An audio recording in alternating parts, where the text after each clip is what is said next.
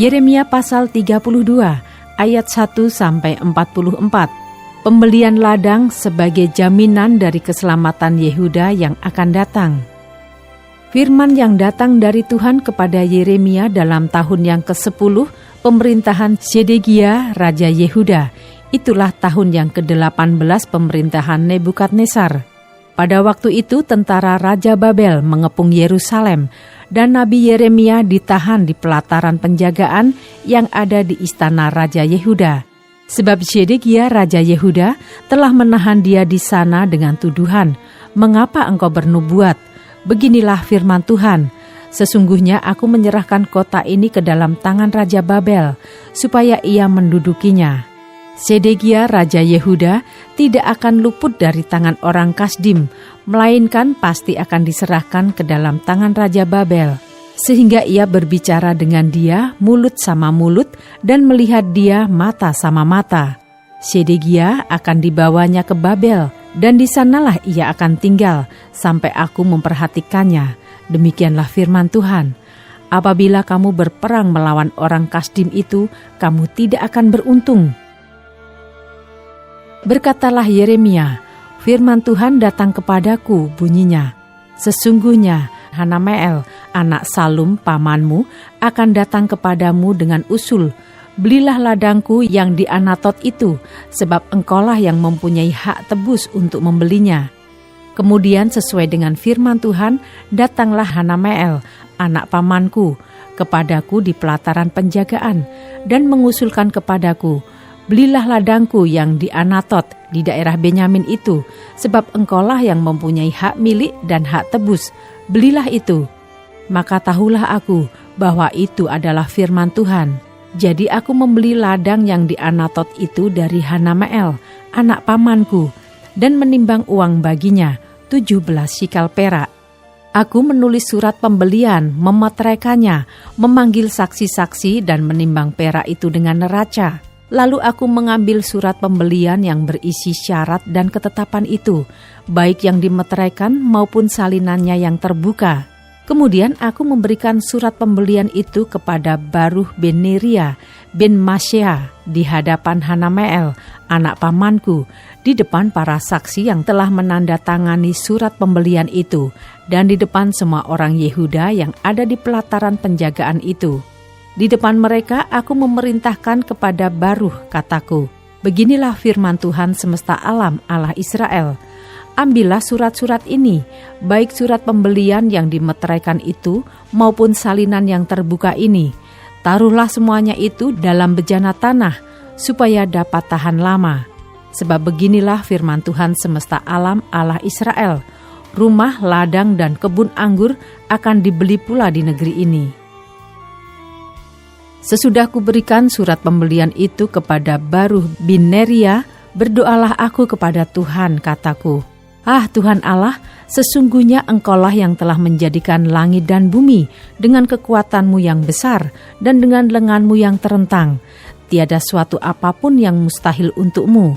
Engkaulah yang menunjukkan kasih setia-Mu kepada beribu-ribu orang dan yang membalaskan kesalahan bapa kepada anak-anaknya yang datang kemudian.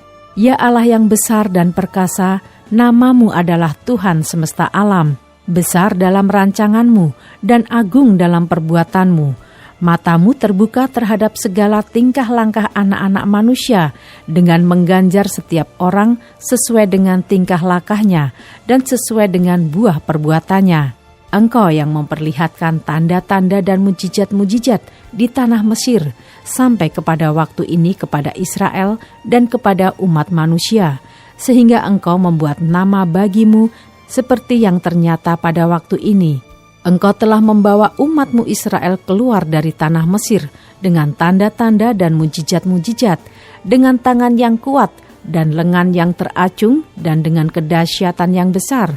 Dan Engkau telah memberikan kepada mereka negeri ini, seperti yang telah Kau janjikan dengan sumpah kepada nenek moyang mereka untuk memberikannya kepada mereka, suatu negeri yang berlimpah-limpah susu dan madunya.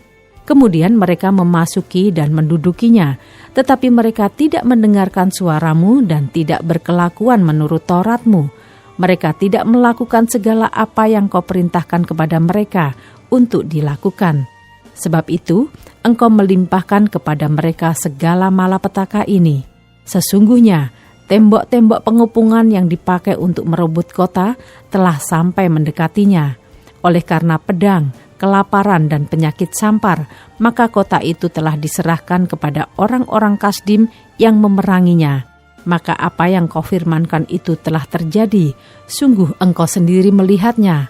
Namun engkau, ya Tuhan Allah, telah berfirman kepadaku, belilah ladang itu dengan perak dan panggillah saksi-saksi, padahal kota itu telah diserahkan ke dalam tangan orang-orang Kasdim. Firman Tuhan datang kepada Yeremia, bunyinya, sesungguhnya akulah Tuhan, Allah segala makhluk, adakah sesuatu apapun yang mustahil untukku? Sebab itu beginilah firman Tuhan, sesungguhnya aku berikan kota ini ke dalam tangan orang-orang Kasdim dan ke dalam tangan Nebukadnezar, Raja Babel, dan ia akan merebutnya. Orang-orang Kasdim yang memerangi kota ini akan datang membakarnya dan menghanguskannya, serta dengan rumah-rumah yang di atas sotohnya. Orang membakar korban kepada Baal dan mempersembahkan korban curahan kepada Allah lain untuk menimbulkan sakit hatiku. Sebab orang Israel dan orang Yehuda hanyalah melakukan yang jahat di mataku sejak masa mudanya. Sungguh, orang Israel hanya menimbulkan sakit hatiku dengan perbuatan tangan mereka. Demikianlah firman Tuhan. Ya, kota ini telah membangkitkan murka dan kehangatan amarahku, mulai dari hari didirikannya sampai hari ini, sehingga aku harus menyingkirkannya dari hadapanku. Karena segala kejahatan yang dilakukan oleh orang Israel dan orang Yehuda untuk menimbulkan sakit hatiku.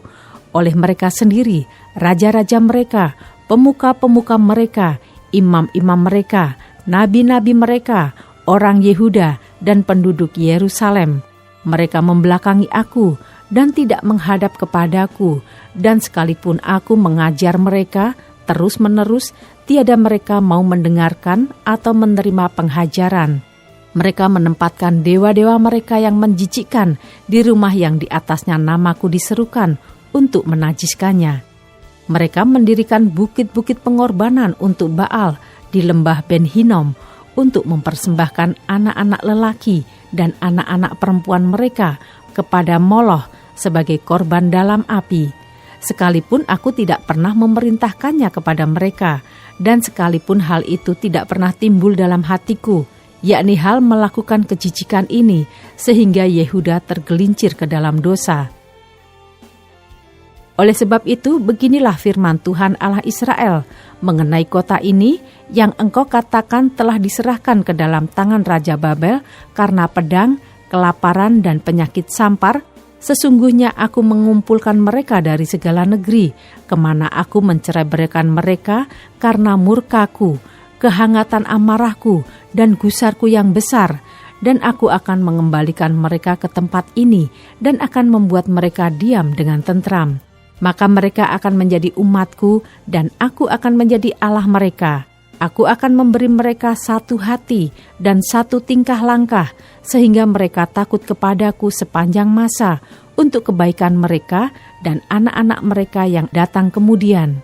Aku akan mengikat perjanjian kekal dengan mereka, bahwa aku tidak akan membelakangi mereka, melainkan akan berbuat baik kepada mereka. Aku akan menaruh takut kepadaku ke dalam hati mereka, supaya mereka jangan menjauh daripadaku.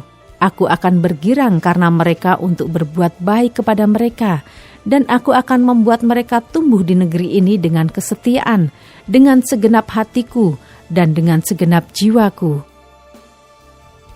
Sebab beginilah firman Tuhan, seperti aku mendatangkan kepada bangsa ini segenap malapetaka yang hebat ini, demikianlah aku mendatangkan ke atas mereka keberuntungan yang kujanjikan kepada mereka. Orang akan membeli ladang lagi di negeri ini yang kamu katakan, itu adalah tempat tandus tanpa manusia dan hewan. Itu telah diserahkan ke dalam tangan orang-orang Kasdim. Orang akan membeli ladang-ladang dengan perak, menulis surat pembelian, memeteraikannya dan memanggil saksi-saksi di daerah Benyamin, di sekitar Yerusalem, di kota-kota Yehuda, di kota-kota pegunungan, di kota-kota daerah bukit, dan di kota-kota tanah Negeb, sebab aku akan memulihkan keadaan mereka. Demikianlah firman Tuhan.